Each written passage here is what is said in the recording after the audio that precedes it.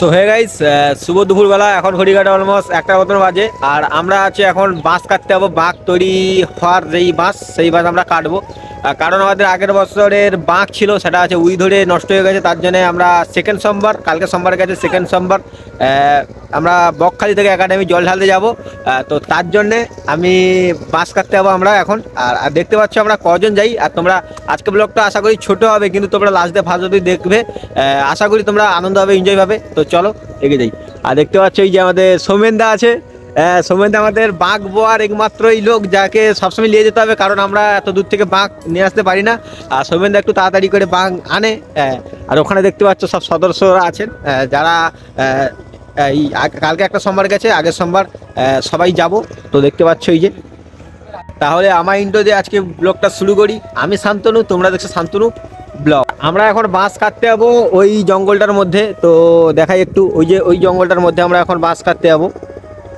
তো আমরা আছি এখন এই রাস্তার মধ্যে, তো ঢালের রাস্তার মধ্যে একটা আছি। আর আজকে ওয়েদারটা বর্ষা হচ্ছে প্রচণ্ড লেভেলের, সেই কারণে ব্লগটা কেমন হবে নিজে জানি না, কিন্তু ছোট আজকে ব্লগটা হতে চলেছে।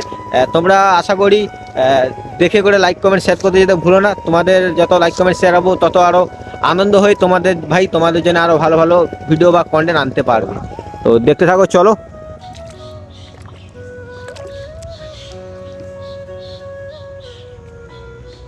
তো গাইস, আমরা এখন বাঁশ কাটতে অলরেডি ঢুকে পড়েছি। তো আমাদের জঙ্গলে একটা যেতে হবে, বড় জঙ্গল।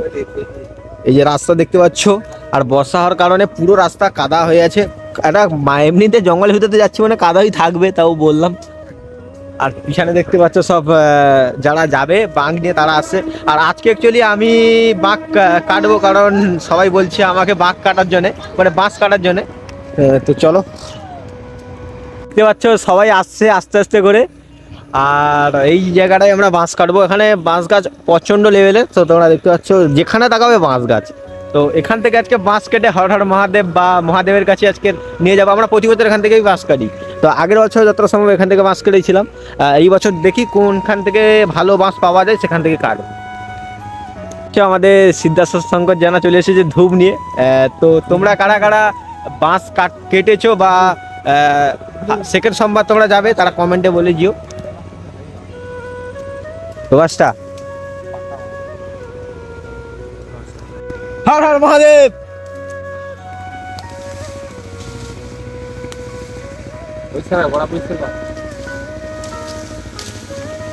আগে নিচে কাটা মারবি, এটা দাও।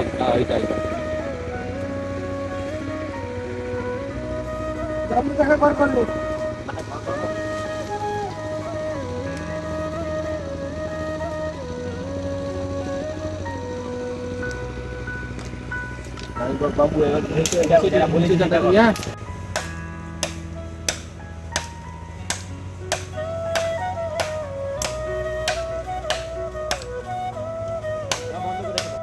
ঠিক আছে ঠিক আছে ঠিক আছে ঠিক আছে হয়নি ছিল ঠিক আছে। তো আমাদের প্রায় বাঁক ছেলা হয়ে গেছে। তো দেখতে পাচ্ছ ছেলার কাজ পুরো সম্পূর্ণ হয়ে এসেছে। এইবার আমরা পচাতে দেবো, মানে পুকুরে ফেলে রাখবো। তো 2-3 দিন তারপরে আবার তুলবো। আর দেখতে পাচ্ছ এখানে এখানে আমাদের সেই দেখতে পাচ্ছ ডন লোক বসে আছে, যে এই যে সব আয়োজনের মেন হেডে দেখতে পাচ্ছ। তো বাঘটাকে আমরা এখন জলে পচাতে ফেলাই, তারপরে আবার তোলার সময় আবার তোমাদের মাঝে একটা ব্লগ করে দেখাবো নিশ্চয়ই। তো চলো, আর কিছুটা ছেলতে বাকি, তো দেখাই।